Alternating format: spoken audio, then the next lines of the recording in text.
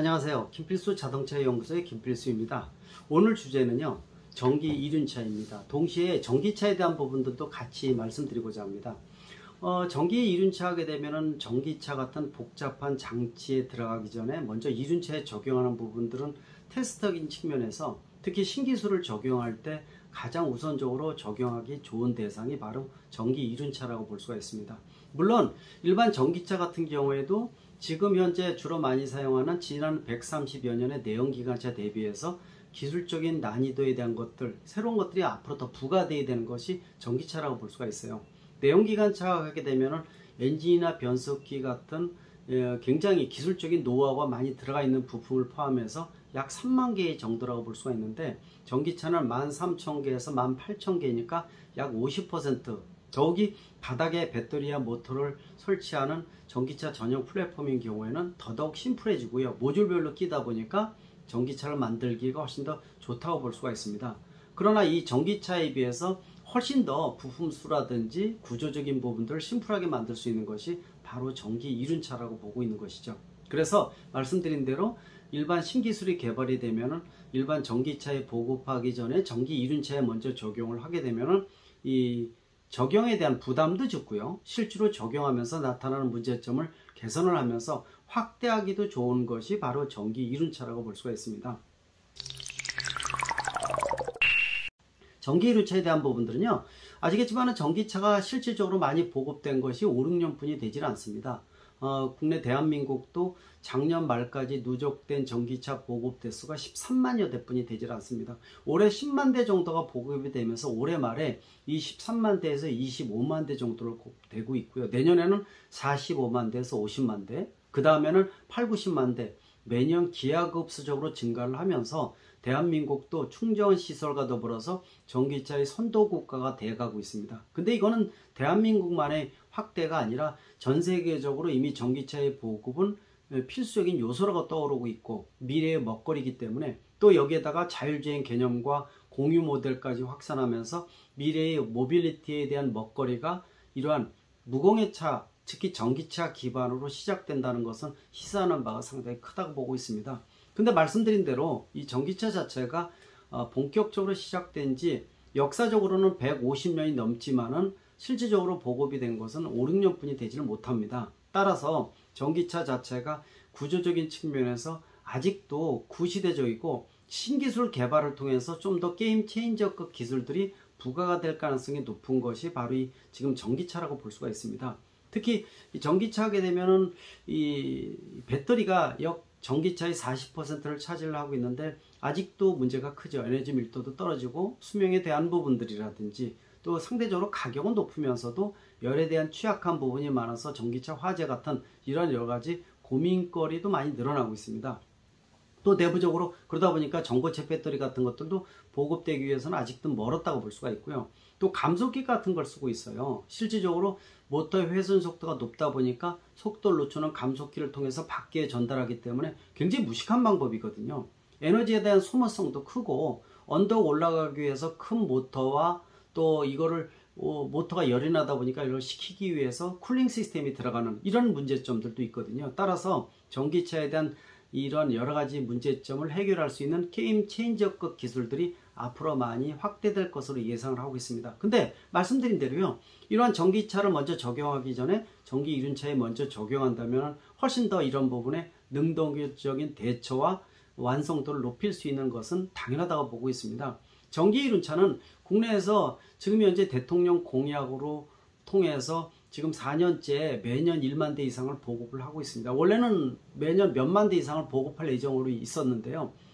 전기 이륜차가요, 실질적으로 쓸만한 전기 이륜차가 없다는 게 가장 큰 문제점이었습니다.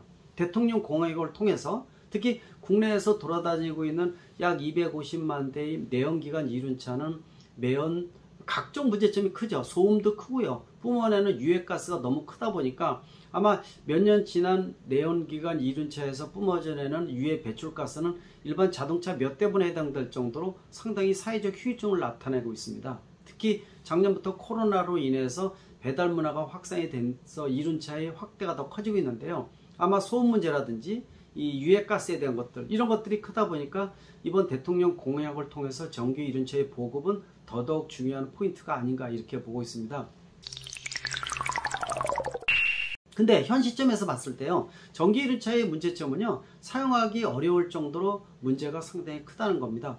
어거지로 10,000대 이상 보급을 하고 있고, 정부에서 분야별 3가지를 기준 삼아서 최소 150만원에서 최대 350만원까지 전기 이륜차에 대한 보조금을 주고 있습니다. 그러나 대부분 국내의 기술은 이미 사장이 돼버리고 국내의 이륜차 제작사들도 이미 끝났다고 보시면 좋을 것 같아요. 이미 산업과 이륜차 산업과 문화는 무너진 상태일 정도로 굶어지라고 해도 과언이 아니거든요.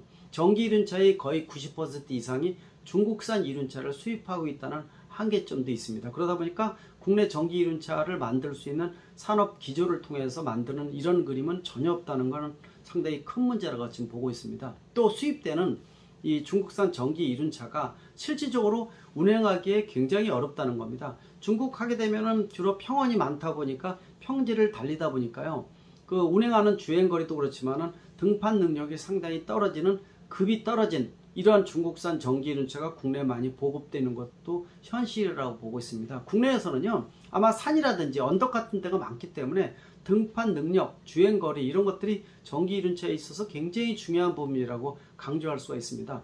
그러나 국내에서 일반적으로 판매되는 전기 이륜차의 일회성 주행거리, 우리가 일충전거리라고 얘기를 하죠. 이게 50에서 60km, 많이 나가도 60km 뿐이 못 간다는 겁니다. 이러다 보니까 배터리를 꺼내서 다시 재충전시키고, 이거 알랭이 죽는 게 낫다 이런 얘기가 나올 정도거든요.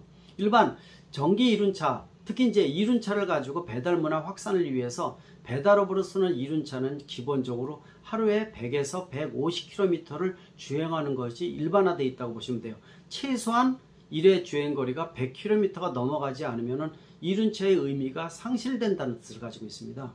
특히 그러다 보니까 국내에 보급되는 전기 이륜차가 그 과반뿐이 운행을 못하다 보니까요, 실제로 배달용으로 전기 이륜차 확산되는 것은 거의 지금 불가능한 상태다 이렇게 보시면 됩니다. 즉 중국에서 딜러들을 통해서 그레이드가 좀 떨어지는 전기 이륜차를 수입을 해서 보조금 사업을 한다는 거죠. 국민의 아까운 혈세가 그냥 나가고 있다라고 봐도 과언이 아닙니다. 그러면서도 전기 이륜차는 국내 산업 활성화는 안 돼 있고 개발도 제대로 안 돼 있고, 이런 왜곡된 부분이 계속 반복되고 있다는 것은 굉장히 중요한 의미를 가지고 있습니다.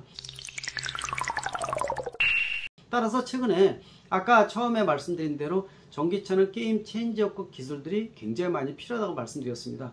전기 이륜차를 최근에 들어와서 그 100km 이상 주행하는 방법을 쓰고 있는 것 중에 한 가지가 이 서비스 센터, 즉 이제 이 전기 이륜차에 들어가는 배터리를 충전시키는 충전센터를 만드는 작업이 많이 이루어지고 있습니다. 근데 전기 이륜차는요, 각 이륜차마다 쓰이는 전압이 다 틀리고요, 또 배터리 용량이 다 틀립니다. 따라서 단일 기종을 통해서 배터리 충전 서비스 센터를 활용하는 것은 가능하지만은 그 수배, 수십 가지 넘는 전기 이륜차를 각각을 이런 시스템을 구축하는 것도 불가능하다 부분이라고 보고 있습니다. 따라서 지금 현재의 대책 방법은 전혀 활용도가 떨어지는 의미가 없다고 보고 있습니다. 그러나 처음에 말씀드린 대로 전기차나 전기 이륜차의 게임 체인지업급 기술들을 통해서 좀 더 주행거리를 늘리고 등판 능력을 키울 수 있는 신기술이 앞으로 추가되는 것이 굉장히 중요하다고 볼 수가 있습니다. 최근에 부각되는 새로운 게임 체인지업급 기술 중에 한 가지가 바로 전기차형 변속기라고 말씀드릴 수가 있습니다. 전기차형 변속기 하게 되면 제가 한 4년 전부터 본격적으로 쓰기 시작한 용어였는데, 대부분 다들 그럴 겁니다. 전기차 하면 감속기 쓰면 되지 왜 변속기가 필요해 라는 생각을 가지고 있죠. 그러나 최근에 들어와서 전기차형 변속기라는 제가 쓰던 용어를 상당히 많이 주변에서 사용을 하고 있습니다. 아시겠지만은 이 포르쉐 같은 스포츠카, 고급 스포츠카에도 세계 최초로 포르쉐 타이칸이라는 전기차의 뒷바퀴, 뒤축에 2단 변속기를 세계 최초로 적용을 하면서 작년에 국제 혁신상 등 모든 상을 휩쓸 정도로 부각이 많이 됐었죠. 포르쉐 타이칸이라는 것은 앞에는 감속기를 쓰고 뒤에는 2단 변속기를 쓰고 있습니다. 효율이 굉장히 높아졌죠. 2단 변속기 하나만 써도 그 정도이죠. 또 올해 전반기에는 세계적으로 이륜차에 대한 큰 기업을 많이 갖고 있는 게 바로 대만이죠. 대만에서도 2단 변속기를 탑재한 전기 이륜차가 세계 최초로 상용 모델에 나왔었다고 볼 수가 있습니다. 국내에서 최근에 전기 이륜차형 6단 변속기가 거의 끝나가고 있습니다. 개발이 거의 끝나가서 이 완성도가 굉장히 높은 세계 최초의 6단 이 전기 이륜차형 변속기가 개발돼서 아마 수면 위로 올라오는 것도 몇 달 이내에 본격화될 것으로 보고 있습니다. 이미 알고 있는 곳에서는 벌써 연락을 많이 취해서 이 6단 변속기를 장착할 경우에는 기존의 같은 배터리 용량을 가지고 30% 이상 효율이 증가한다는 겁니다. 즉 주행거리가 약 60km 정도 되면 90에서 100km를 같은 배터리 용량 가지고 할 수 있다는 거고요. 또 등판 능력이 굉장히 뛰어나기 때문에 이 모터가 무리가 가지 않아서 정격 속도를 그대로 올려주기 때문에 무리한 속도를 통해서 열이 발생을 안 하니까 냉각 장치도 생략을 할 수 있다는 장점이 있습니다.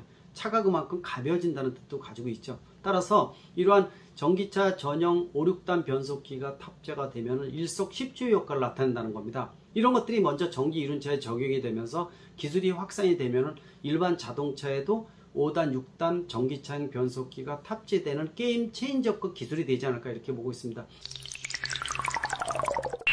여러분들도요, 전기 이륜차의 어떤 변속기 국산 최초의 모델을 세계로 호령할 수 있는 게임 체인저급 기술들이 나온다는 거, 이런 것들을 한번 주목을 해보시면 좋을 것 같고요. 앞으로 수면 위로 올라오면서 새로운 신기술을 통해서 대한민국이 미래의 어떤 가장 중요한 전기차의 주도권을 쥐고 움직였으면 하는 생각이 들고요. 최근에 그만큼 전기차 완성도가 좋은 글로벌 수준의 전기차가 많이 보급되고 있다는 것도 굉장히 긍정적으로 보고 있습니다. 미래 모빌리티의 먹거리 또 일자리 창출까지 구현했으면 하는 생각이 듭니다. 고맙습니다.